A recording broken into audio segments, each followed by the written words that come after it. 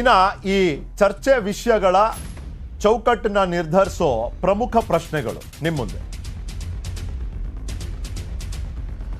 ಉಸ್ತುವಾರಿ ಸ್ಥಾನ ಜವಾಬ್ದಾರಿಯೇ ಒಪ್ಪದಿರುವುದು ಪಕ್ಷದ ಗೆಲುವಿನ ಸಾಧ್ಯತೆ ಮತ್ತು ನಾಯಕರ ಆತ್ಮವಿಶ್ವಾಸದ ಪ್ರತಿಬಿಂಬವ. ಒಪ್ತಾನೆ ಇಲ್ಲ. ಏನಂತ ಹೇಳತ್ತಿದು? ಯಾವ ರೀತಿ ಸಂದೇಶ ಕೊಡ್ತಿದೆ ಇದು? ಸೋತ್ ಬಿಟ್ರೆ ವೈಯಕ್ತಿಕ ವರ್ಚಸ್ಸಿಗೆ ಧಕ್ಕೆ ಆಗ್ಬಿಡುತ್ತೆ ಅನ್ನೋ ವರಿ ಈ ಸಂಭಾವ್ಯ ಉಸ್ತುವಾರಿಗಳಿಗಿದೆಯಾ ಅಂತ ಪ್ರಶ್ನೆ. ಇನ್ನು ಬಿಜೆಪಿ ಉಸ್ತುವಾರಿ ಹುಡುಕಾಟ ರಾಜಕೀಯ ವಿರೋಧಿಗಳಿಗೆ ಹಳೆ ಮೈಸೂರಿನಲ್ಲಿ ನಿರ್ದಿಷ್ಟವಾಗಿ ಮತ್ತೆ ರಾಜ್ಯದಲ್ಲಿ ಸಾರ್ವತ್ರಿಕವಾಗಿ ಅದು ಸಹಾಯಕವಾಗುತ್ತಾ ಅಂತ ಬಿಜೆಪಿಯ ರಾಜಕೀಯ ವಿರೋಧಿಗಳಿಗೆ. ಇನ್ನು ಎರಡನೇ ಚರ್ಚೆಯ ವಿಷಯಗಳು, ಪ್ರಶ್ನೆಗಳು. ಕಿರಿಯರು ಮತ್ತು ಎರಡನೇ ಸಾಲಿನ ನಾಯಕರ ಪಕ್ಷಾಂತರದಿಂದ ಬರುವ ಚುನಾವಣೆಯಲ್ಲಿ ಯಾವ ಪಕ್ಷಕ್ಕೆ ಪೆಟ್ಟಾಗಲಿದೆ? ಇಲ್ಲಿ ಚಿಕ್ಕಮಗಳೂರಿನಲ್ಲೂ ಆಯಿತು, ಮೈಸೂರಿನಲ್ಲೂ ಆಗಿದೆ, ಧಾರವಾಡನಲ್ಲಿ ಆಗ್ತಿದೆ, ಕೋಲಾರ್ನಲ್ಲಿ ಆಗ್ತಿದೆ, ಇಲ್ಲಿ ಅಲ್ಲಿ ಅಂತಲ್ಲ ಕಲಬುರಗಿಯಲ್ಲಾಗಿದೆ. ಹಾಗಾಗಿ ರಾಜ್ಯಾದ್ಯಂತ ನಡೀತಿರುವಂಥ ಒಂದು ಪ್ರಕ್ರಿಯೆ ಇದು. ಇನ್ನು ಪಕ್ಷಗಳ ಭದ್ರಕೋಟೆಯಲ್ಲೇ ಪಕ್ಷಾಂತರ ಆಗ್ತಿರೋದ್ರ ಹಿಂದಿನ ಸಂದೇಶವೇನು?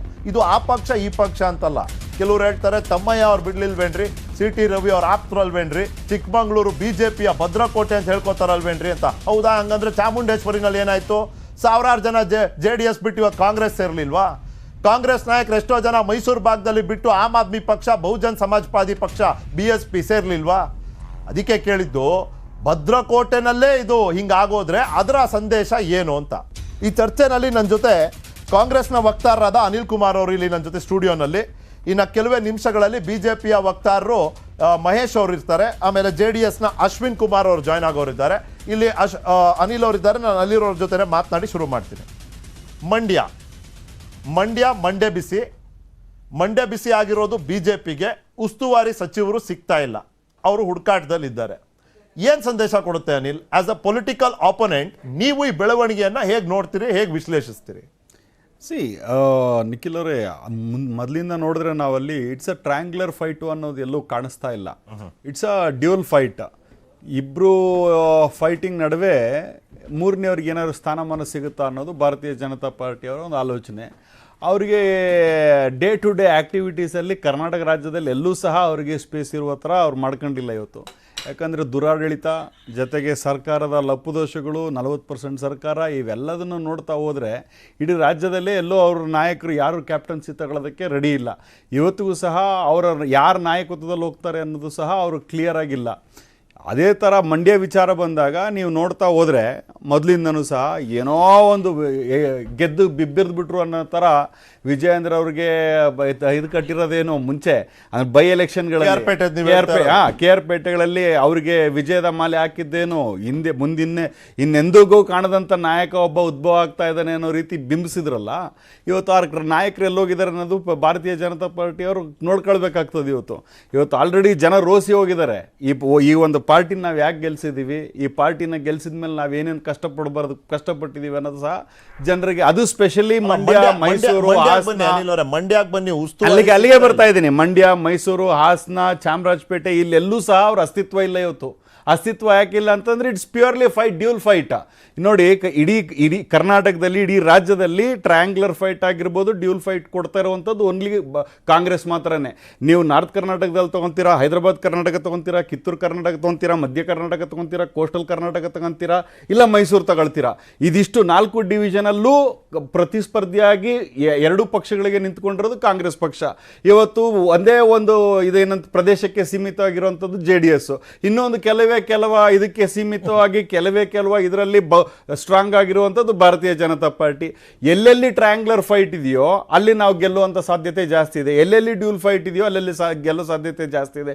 ಇವತ್ತು ಎಲ್ಲೋ ಒಂದು ಕಡೆಗೆ ನಮ್ಮ ಮತ್ತು JDS ಡ್ಯೂಲ್ ಫೈಟ್ ಇರೋ ಅಲ್ಲಿ ಭಾರತೀಯ ಜನತಾ ಪಾರ್ಟಿ ಮೂಗ್ತಿರ್ಸ್ಕೋಕೆ. ಈಗ ನೀವು ಒಂದೊಂದ್ಸತಿ ಬೇರೆ ಬೇರೆ ರಾಜ್ಯಗಳಲ್ಲಿ ಚುನಾವಣೆಯನ್ನ ಸೋತಾಗ ನಿಮ್ಮ ಪಕ್ಷದ ನಾಯಕರು ಬಂದು ಹೇಳಿದ್ರು ನಮ್ಮ ವೋಟ್ ಶೇರ್ ನೋಡಿ, ಇದು ಮಾರಲ್ ವಿಕ್ಟ್ರಿ ಅಂತ. ಇವರು ಅದೇ ಮಾರಲ್ ವಿಕ್ಟ್ರಿಗೆ ಕಾಯ್ತಿದ್ದಾರಾ?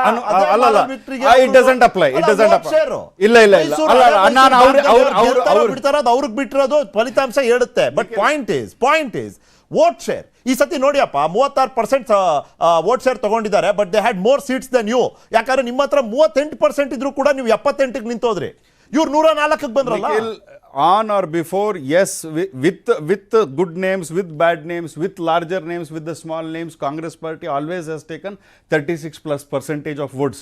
ನೀವು ಕಳೆದ 5 ಚುನಾವಣೆಗಳ ಫಲಿತಾಂಶ ನೋಡಿದ್ರೆ 36ರಿಂದ 37% ವೋಟ್ ಯಾವ ನಾಯಕರಿದ್ರು ಇದೆ ರಾಜ್ಯದಲ್ಲಿ ಕಾಂಗ್ರೆಸ್ಗೆ ಅದರದೇ ಆದಂತ ಒಂದು ಇದಿದೆ, ಶಕ್ತಿ ಇದೆ.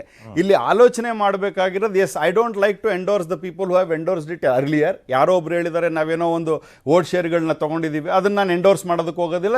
I don't personally believe in that, because constitution ಒಳಗಡೆ the number of seats will basically help me to form the government. ಅದ್ರಲ್ಲೇನು ತಪ್ಪಿಲ್ಲ. ಕೆಲವೊಂದು ರಾಜ್ಯಗಳಲ್ಲಿ ನಾವು ಮಿಸರಬಲ್ ಆಗಿ ಫೇಲ್ ಆಗಿದ್ದೀವಿ. ವಿ ಆರ್ ಟ್ರೈಂಗ್ ಟು, ಈಗ ಫಾರ್ ಎಕ್ಸಾಂಪಲ್ ಉತ್ತರ ಪ್ರದೇಶದಲ್ಲಿ, ಗುಜರಾತ್ ಅಲ್ಲಿ we have miserably failed and we will come back. We are working on it, we will work. Maybe ನಮ್ಗೆ ಇವತ್ತಲ್ಲಿ ಇನ್ನು 10 ವರ್ಷದಲ್ಲಿ ನಾವು ಅಲ್ಲಿ ಅಧಿಕಾರ ಹಿಡಿಬಹುದು, 15 ವರ್ಷದಲ್ಲಿ ಅಧಿಕಾರ ನಾನೇನ್ ನಾಳೆ ಬೆಳಗ್ಗೆ ಹಿಡಿದು ಬಿಡ್ತೀನಿ. ಅದೇ ಹೇಳ್ತಾರೆ, ಹಳೆ ಮೈಸೂರಲ್ಲಿ ನಾವು ಇವತ್ತು ನಿಖಿಲ್, ರಾಜಕಾರಣದಲ್ಲಿ ಅವರು ಪ್ರಯತ್ನ ಮಾಡಬಾರ್ದು ಅಂತ ನಾನು ಏನಿಲ್ಲ. ಅವ್ರಿಗೆ ಇವತ್ತು ರಾಜಕಾರಣದಲ್ಲಿ ಅವರು ಪ್ರಯತ್ನ ಮಾಡ್ಲಿ, ಬಟ್ ಏನು ಮಾನದಂಡಗಳು ಇಟ್ಕೊಂಡು ಪ್ರಯತ್ನ ಮಾಡ್ತಾರೆ ಅನ್ನೋದೇ ಇಲ್ಲಿ ಪ್ರಶ್ನೆ ಇರುವಂತದ್ದು. ಏನ್ ಮಾನದಂಡಗಳು? ಅಶ್ವಿನ್ ಇದ್ದಾರೆ ಇಲ್ಲಿ, JDS ನ ಯುವ ನಾಯಕರು ಅಶ್ವಿನ್. ಇನ್ಫ್ಯಾಕ್ಟ್ ಅವರು ಕೂಡ ಅಲ್ಲೇ ಆ ಸುತ್ತಮುತ್ತ ಜಿಲ್ಲೆಯವರೇ ಆಗಿರೋದ್ರಿಂದ, ಅಶ್ವಿನ್, ಮಂಡ್ಯನಲ್ಲಿ ಉಸ್ತುವಾರಿ ಸಚಿವರು ಸಿಕ್ತಿಲ್ಲ ಬಿಜೆಪಿಗೆ. ಇದು ನಿಮ್ಮ ಅಭಿಪ್ರಾಯದಲ್ಲಿ, ಅಲ್ಲ ನಿಮ್ಮ ತಿಳುವಳಿಕೆ, ಅರ್ಥೈಸುವಿಕೆ, ಅದರಲ್ಲಿ ಇದು ಹೆಂಗೆಲ್ಲ ವಿಶ್ಲೇಷಣೆ ಮಾಡಬಹುದು? ಸರ್, ಮೊದಲಿಗೆ ಉಸ್ತುವಾರಿ ಸಚಿವರು ಸಿಗ್ತಾರೆ ಇಲ್ಲ, ಯಾಕೆ ಸರ್? ನಾನೀಗ ಇನ್ನೊಂದು ಕೇಳಲಿಕ್ಕೆ ಬಯಸ್ತೀನಿ ಬಿಜೆಪಿ ಅವ್ರಿಗೆ. ಮುಖ್ಯಮಂತ್ರಿ ಅವ್ರ ಹತ್ರ 11 ಖಾತೆಗಳಿದೆ. 11 ಖಾತೆಗಳನ್ನ ಒಬ್ಬೊಬ್ಬರಿಗೆ ಸಮರ್ಪಕವಾಗಿ ಎಲ್ಲಾ ಶಾಸಕರಿಗೆ ಹಂಚೋಣ ಅನ್ನೋದೇ ಅವ್ರಿಗೆ ಇನ್ನೂ ಒಂದು ಸಮರ್ಥವಾದಂತ ಶಾಸಕರೇ ಸಿಕ್ಕಿಲ್ಲ ಅಂದಾಗ ಇನ್ನು ಮಂಡ್ಯಕ್ಕೆ ಭಯ ಪಡಲ್ವಾ ಸರ್? ಮಾನ್ಯ ಅಶೋಕ್ ಅವರು ಬಂದ್ರು, ಎಲ್ಲೋ ನನ್ನ ವೈಯಕ್ತಿಕ ವರ್ಚಸ್ಸು ಇಲ್ಲಿ ನಂದು ನಡೆಯಲ್ಲ ಅನ್ನೋದಕ್ಕೆ ಅವ್ರು ಹಿಂದೆ ಹೋದ್ರು. ಮಾನ್ಯ ಗೋಪಾಲಯ್ಯ ಅವರು ನಾನು ಬೇಡಪ್ಪ ಅಂತ ಹೇಳ್ತಿದ್ದಾರೆ.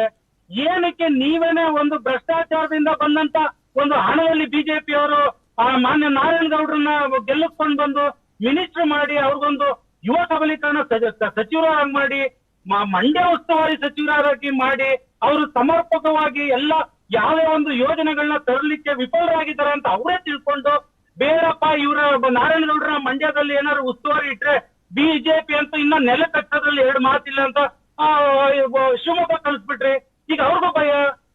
ಅವರು ಈಗ ನಾನು 2 ದೋಣಿನಲ್ಲಿ ಕಾಲಿಟ್ಟಿದ್ದಾರೆ. ಯಾವ್ದು ಪಕ್ಷಕ್ಕೆ ಆಯ್ಕೆ ಮಾಡ್ಕೋಬೇಕು ಅನ್ನೋದು ಅವ್ರಿಗೂ ಗೊಂದಲದಲ್ಲಿದೆ. ಇನ್ನ ಬಿಜೆಪಿ ಅವರಲ್ಲಿ ಈಗ ಹೊಸದಾಗಿ ಶುರು ಮಾಡ್ಕೊಂಡಿದ್ದಾರೆ, ಹಳೆ ಮೈಸೂರು ಭಾಗದಲ್ಲಿ ಏನಾದ್ರೂ ಕೋಮು ಗಲಭೆಗಳಿಗೆ ಒತ್ತು ಕೊಟ್ಟು ಅಲ್ಲಿನ ಯುವಕರನ್ನ ನಾವು ಸೆಳಿಬೋದ ಅಂತ, ಅದು ವರ್ಕೌಟ್ ಆಗ್ತಿಲ್ಲ.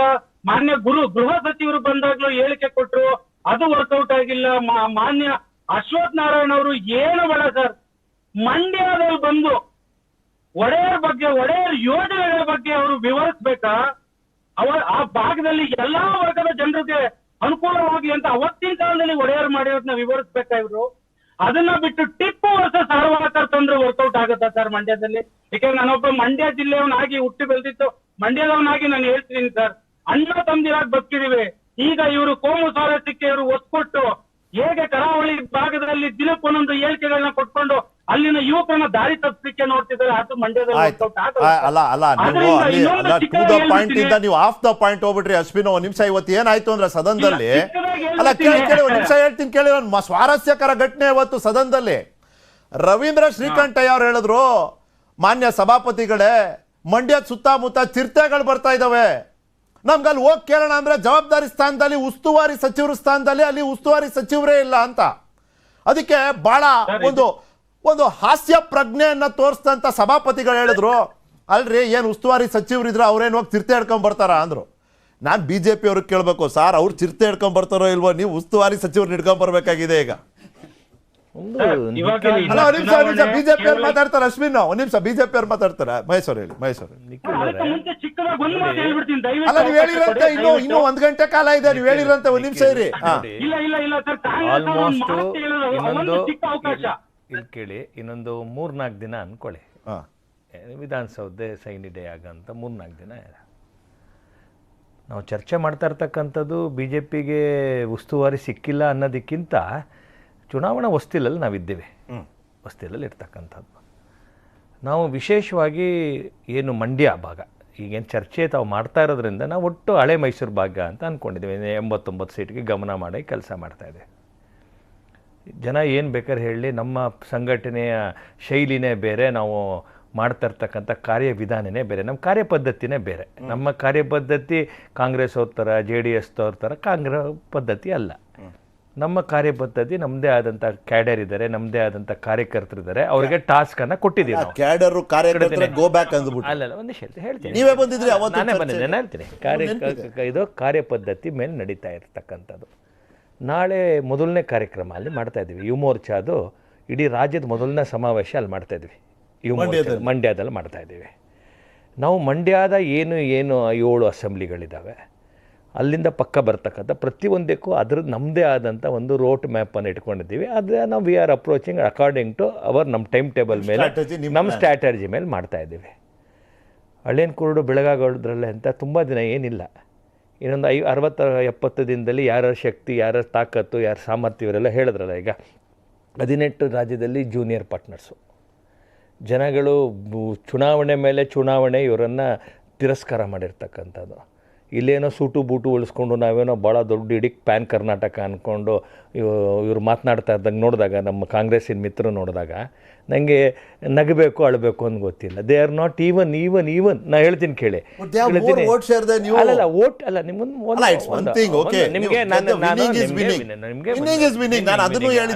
ವಿನ್ನಿಂಗು ಅವರು ಮಾತನಾಡಿದಂಥ ಆ ಉದ್ದಟತನ ಇದೆಯಲ್ಲ, ಹಟ್ಟರ್ನೆಸ್ ಅಂತಾರಲ್ಲ, ಆ ಹಟ್ಟರ್ನೆಸ್ಗೆ ಕಾಂಗ್ರೆಸ್ಸಿಗೆ ಇವತ್ತಿಲ್ಲ. ಕಾಂಗ್ರೆಸ್ ಇಸ್ ಡಿಸಿಮಿನೇಟ್. ಅಂದ್ರೆ ಕಾಂಗ್ರೆಸ್ ಪರಿಸ್ಥಿತಿಗೂ ಇವರ ಹೋಲಿಕೆನೇ ಇಲ್ಲ. ನಿಮಗೆ ಒಂದಕ್ಕೊಂದು ಕನೆಕ್ಟಿವಿಟಿ ಏನು ಗೊತ್ತಾ? ಒಂದು ವಿಷಯ ಹೇಳ್ತೀನಿ, ಅವರು ಇಡೀ ದೇಶದಲ್ಲಿ ಒಂದು ವಿಷಯ ಹೇಳ್ತೀನಿ, ಮಂಡ್ಯದಲ್ಲಿ ನಮ್ಮದು ರೆಪ್ರೆಸೆಂಟೇಷನ್ ಇಲ್ಲ ಅಂತಿತ್ತು. Correct, we do agri.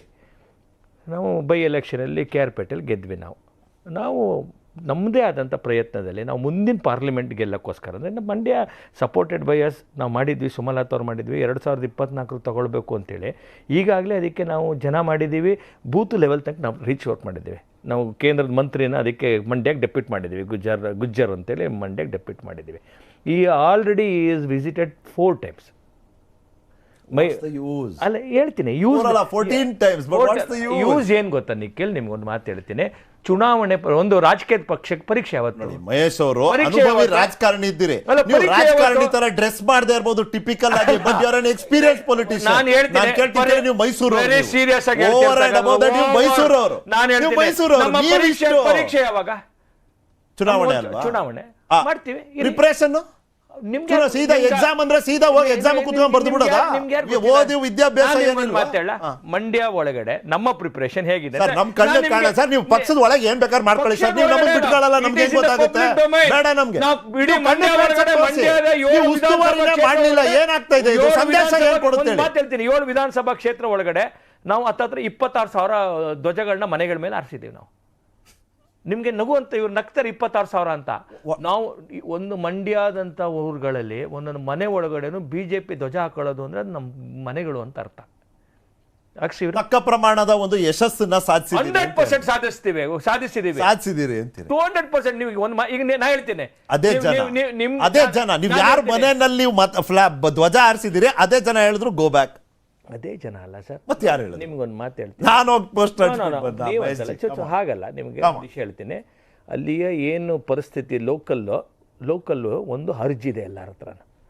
ಏನು ಅರ್ಜಿದೆ ಅಂದರೆ, ಈ ಸತಿ ಏನಕ್ಕೇನೋ ಪ್ರಕರಣ, ಈ ಬಾರಿ ಮಂಡ್ಯದ ಒಟ್ಟು 7 ಕ್ಷೇತ್ರಗಳಲ್ಲಿ ದೊಡ್ಡ ಸಂಖ್ಯೆಯಲ್ಲಿ BJPನ ಅರಳಿಸ್ಬೇಕು ಅಂತಕ್ಕಂಥ ಕಾರ್ಯಕರ್ತರಲ್ಲಿ ಒಂಥರ ಉತ್ಸಾಹ ಮತ್ತು ಒಂದು ರೀತಿಯ ಜೋಶಲ್ಲಿ ಕೆಲಸ ಮಾಡ್ತಾ ಇದ್ದಾರೆ. ಓಕೆ, ಎಲ್ಲೋ ಅವರ ಮನದ ಮೂಲೆ ಒಳಗಡೆ, ಅಲ್ಲಿ ಕಾರ್ಯಕರ್ತರ ಮನದ ಮೂಲೆ ಒಳಗಡೆ ನಮ್ಮ ಗುರಿ ಅಂದರೆ ಈ ದೇಶ ಕಟ್ಟೋ ಕೆಲಸಕ್ಕೆ ಮಂಡ್ಯದ ರೆಪ್ರೆಸೆಂಟೇಟಿವ್ ಇಲ್ದಿಲ್ವೋ ಅನ್ನೋಂಥ ಒಂದು ಆತಂಕ ಕಾರ್ಯಕರ್ತರಲ್ಲಿ ಕಾಣ್ತಾ ಇದೆ.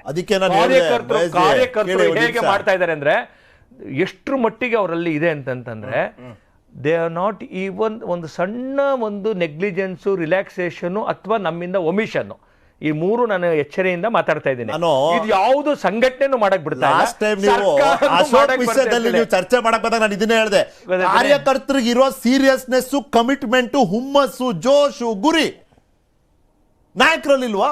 100%. ಅಲ್ಲ ಇವತ್ತು ಏನಾಗೋಯ್ತು ಅಂದ್ರೆ ಸರ್, ರಮೇಶ್ ನಿಮಗೆ ಕೇಳಿ ಒಂದ್ ನಿಮಿಷ. ಹಿಂಗ್ ಒಂದಿಷ್ಟು ಹಳೆ ಹೇಳ್ತೀನಿ, ಮೈಸೂರು ಗುರಿ, ಐರಾವತನ- ಬಟ್ ಮಂಡ್ಯನೇ ನಿಮಗೆ ದೊಡ್ಡ ವರಿ. ಇಲ್ಲ ಅದ್ರ ಬಗ್ಗೆ ಹೇಳಿ. ನೋಡಿ ಸರ್, ಐರಾವತನು ಕಾಲ್ ಜಾರತ್ತೆ. ಐರಾವತ ಕಾಲ್ ಜಾರಬಾರ್ದು ಅಂತ ಹೇಳಿದೆ. ಆಯ್ತು, ಆಗ್ಬೋದು ಜಾರಬಹುದು. ಆಗ್ಬೋದು. ಅನೇಕ ಸತಿ ಸಂದರ್ಭಗಳು, ಎಲ್ಲ ನಿರ್ಧಾರಗಳು ಪಾಸಿಟಿವ್ ಆಗುತ್ತೆ, ಪೂರಕ ಒಂದು ಪ್ರಯತ್ನ ಆಗುತ್ತೆ.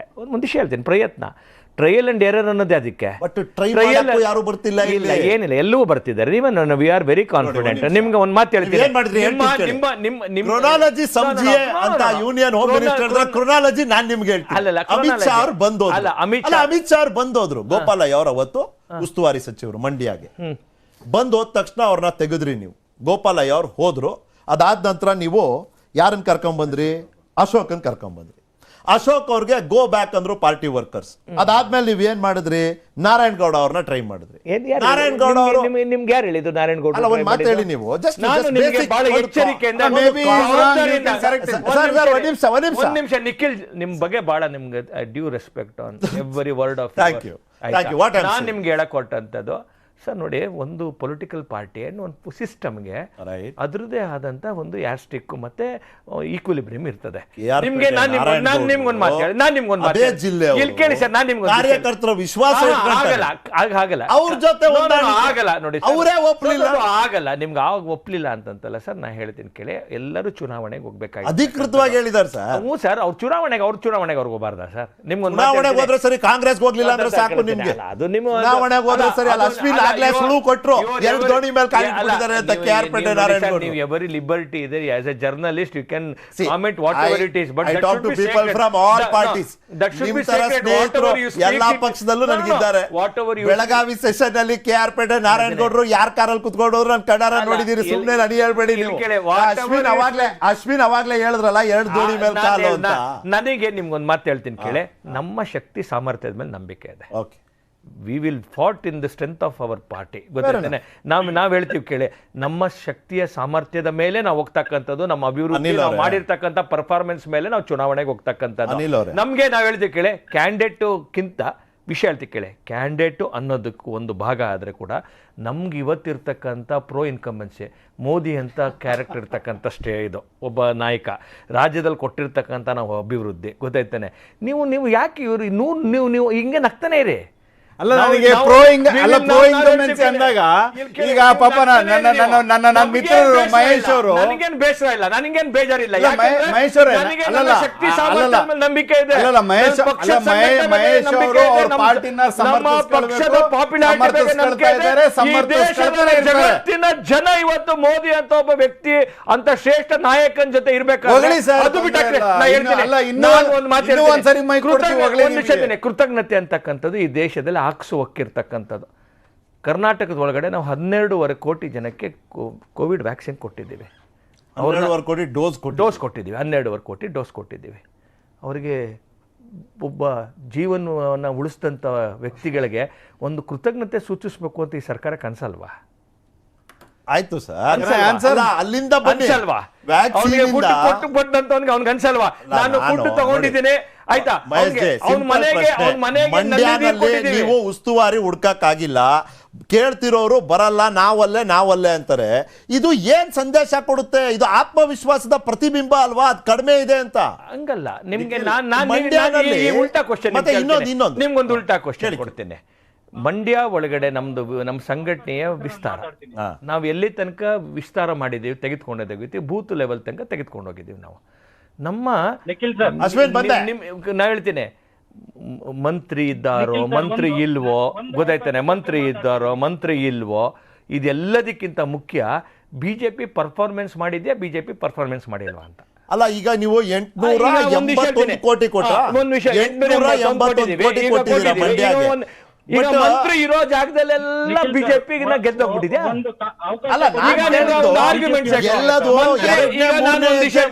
ಮಂತ್ರಿ ಇದ್ರೆ ಮ್ಯಾಜಿಕ್ ಮಾಡ್ಬಿಡ್ತಾರ? ಮಾಡಲ್ಲ. ಪರ್ಫಾರ್ಮೆನ್ಸ್ ಮೇಲೆ ನಾವು ಚುನಾವಣೆಗೆ ಹೋಗೋದು. ಪರ್ಫಾರ್ಮೆನ್ಸ್ ಅಷ್ಟು ಚೆನ್ನಾಗಿತ್ತು ಅಂದ್ರೆ ಧೈರ್ಯವಾಗಿ ಬರ್ಬೇಕಾಗಿತ್ತು. ನಾನ್ ಸಚಿವ ಆಗ್ತೀನಿ ಉಸ್ತುವಾರಿ ಅಂತ ಒಂದು ವಿಷಯ ಹೇಳ್ತಿರ್ತಕ್ಕಂಥ. ಯಾಕೆ ಬರ್ಲಿಲ್ಲ? ನಮ್ಮ ಮಂಡ್ಯದ ಸ್ಟ್ರಾಟಜಿನೇ ಅದು. ಅಶ್ವಿನ್, ಈಗ ಏನ್ ಗೊತ್ತಾ, ಉಸ್ತುವಾರಿ ಸಚಿವರ ನೇಮಕ ಮಾಡದೇ ಇರೋದು ಅದು ಒಂದ್ ಸ್ಟ್ರಾಟಜಿ. ನಿಮಗ್ ಗೊತ್ತಿಲ್ಲ ಸರ್. ಒಂದು ಸರ್ ನಾನು ಬಿಜೆಪಿ ಅವ್ರಿಗೆ ಹೇಳಲಿಕ್ಕೆ ಬಯಸ್ತೀನಿ ಸರ್. ಇಷ್ಟೆಲ್ಲ ಕತೆ ಹೇಳ್ತಿದ್ದಾರೆ ಸರ್. ಕ್ವಶನ್ ಏನ್ ಸರ್, ಮಂಡ್ಯಕ್ಕೆ ಒಂದು ಉಸ್ತುವಾರಿ ಸಚಿವರನ್ನ ಏನಕ್ಕೆ ಮಾಡಿಲ್ಲ ಬಿಜೆಪಿ? ಒಪ್ಕೋಬೇಕಲ್ವಾ ಅವರು? ಅಲ್ಲ, ಅವ್ರು ಹೇಳ್ತಾರೆ 2-3 ದಿವಸದಲ್ಲಿ ಆಗುತ್ತೆ ಅಂತ. ಒಂದು ಉತ್ತರ ಕೊಡಿ ಅಶ್ವಿನ್ ಕುಮಾರ್ ಅವರೇ.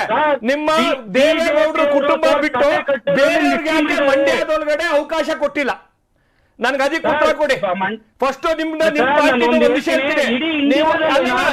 ನೀವು ಮಂಡ್ಯದ ಒಬ್ಬ ಮೂಲ ಕಾರ್ಯಕರ್ತರಿಗೆ 30 ವರ್ಷ 40 ವರ್ಷ ಕೆಲಸ ಮಾಡುತ್ತ ಒಬ್ಬ ಕಾರ್ಯಕರ್ತರಿಗೆ ಯಾಕೆ ನೀವು ಅವಕಾಶ ಕೊಟ್ಟಿಲ್ಲ ಹೇಳಿ? ಬೇಡಿ. ತ್ಯಾಗ ಮಾಡಿದಾರಲ್ಲ ಇಡೀ ಬಹುಶಃ ಜಗತ್ತಿನಲ್ಲಿ ದೊಡ್ಡ ತ್ಯಾಗ ತಾಯಿ ಮಗನಿಗೆ ಮಾಡಿದಾರಲ್ಲ, ಒಬ್ಬ ಕಾರ್ಯಕರ್ತರಿಗೆ ಯಾಕೆ ಕೊಡ್ಲಿಲ್ಲ? ಮಾಧ್ಯಮ ಕೇಳಿದ ಪ್ರಶ್ನೆಗೆ ಉತ್ತರ ನೀವು ನನಗೆ ಕೇಳ್ತೀರಾ? ನಿಮ್ಮ ಪ್ರಶ್ನೆ ನಿಮಗೆ ಎಷ್ಟು ಉಸ್ತುವಾರಿ ಸಚಿವರು ನನಗೂ ಈ ಪ್ರಶ್ನೆ ಪ್ರಸ್ತುತ ಅನಿಸಿದೆ. ನೀವು ನನ್ಗೆ ಉತ್ತರ ಕೊಡಿ. ಜನತಾದಳಕ್ಕೋಸ್ಕರ ದುಡ್ದಿರ್ತಕ್ಕಂಥ 3-4 ದಶಕಗಳ ಕಾಲ ಮಾಡಿರ್ತಕ್ಕಂಥ ಕಾರ್ಯಕರ್ತರಿಗೆ ನೀವು ಯಾಕೆ ಅವಕಾಶ ಕೊಟ್ಟಿಲ್ಲ? ನಾನು ಕೇಳ್ತೀನಿ. ನಿಮ್ಮಲ್ಲಿ ಸಮರ್ಥವಾದಂತ ಶಾಸಕರಿಲ್ವಾ? ಅಲ್ಲ, ನಿಖಿಲ್ ಕುಮಾರಸ್ವಾಮಿ ಬಿಟ್ರೆ ಯಾರು ಕಾರ್ಯಕರ್ತರಿಲ್ವಾ? ಬಿಜೆಪಿ ಅವರು ನಿಖಿಲ್ ಕುಮಾರಸ್ವಾಮಿ ಬಿಟ್ರೆ ಬೇರೆ ಕಾರ್ಯಕರ್ತರು ನೀವ್ಯಾರು?